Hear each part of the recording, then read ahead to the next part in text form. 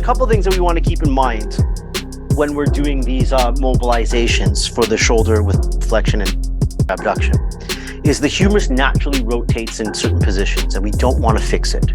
When we're abducting, the humerus naturally externally rotates. That's normal.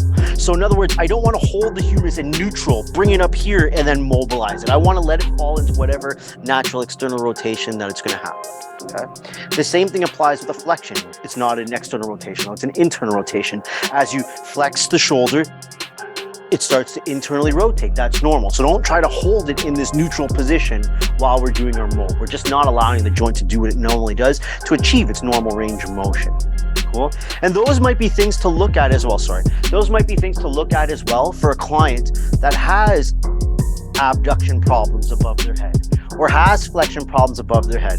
Is it a rotation issue with the shoulder? Maybe it's not, like this thing's not sliding inferiorly. Maybe it's not rotating internally and that's why you can't flex properly. In that case, posterior glide, that to help with the internal rotation. Or it's not externally rotating properly and that's why you have the abduction problem. Well then in that case, then anterior glide is to help with these external rotation and that will allow for a higher amount of flexion or extension. So in other words, you really have to evaluate when it comes to the shoulder because of these minor things that you got to keep in mind. What's the problem here? What is the problem here? All right, so if we're talking about a GH abduction, so anything of 90 degrees or above. So in this case here, I'm going to use this as my distraction.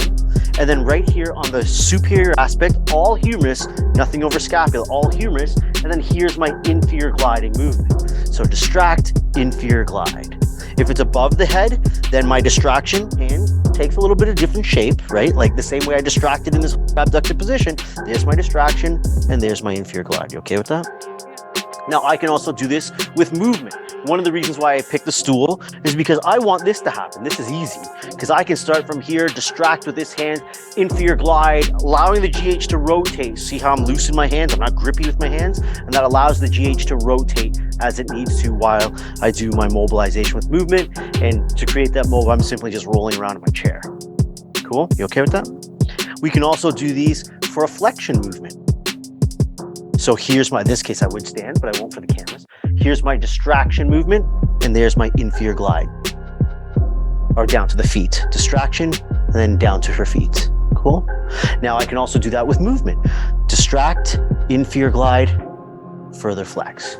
Distract, inferior glide, further flex. This stuff can also be done seated up into that flex position. And then here, distract, so lateral movement distraction, then inferior glide.